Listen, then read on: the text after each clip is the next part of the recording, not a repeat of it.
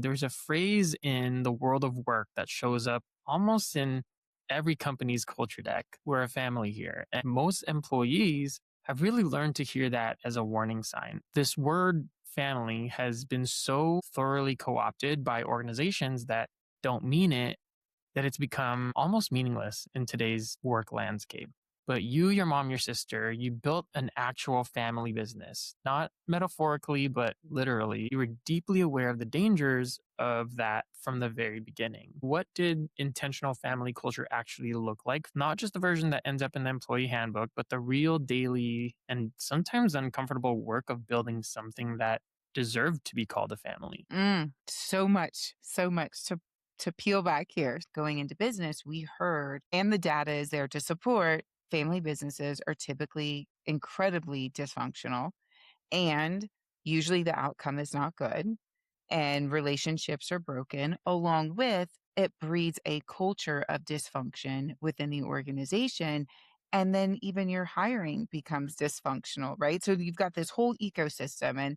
And for us, that was a lot of red flags. We thought, okay, we don't want to tarnish the relationship and we don't want to have that kind of ecosystem. So we sought help right from the beginning. We went to therapists, family coaches. We met with other people who had ran family businesses or were a part of a family business themselves and said, give us best practices. And so we distilled that down to a variety of different ways we were going to institute that from day one. One of the pieces of advice was figure out each other's zone of genius and start that now and get everyone in that seat. And then the obvious is you respect that job description. You don't get to play the family card. That is their lane. And you don't get to have that concession of, oh, well, I'm going to go ahead and override this because I can, or challenge them in a way that would go outside of a traditional business operating system. And that seems obvious.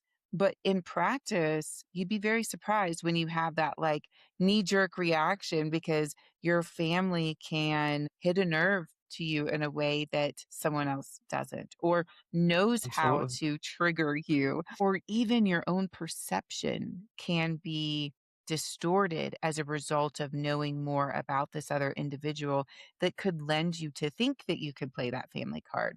So just that simple practice helped create some boundaries. It created that sense of trust and that allowed everyone to get what I would call the positive side of that family ecosystem, but without all the toxicity.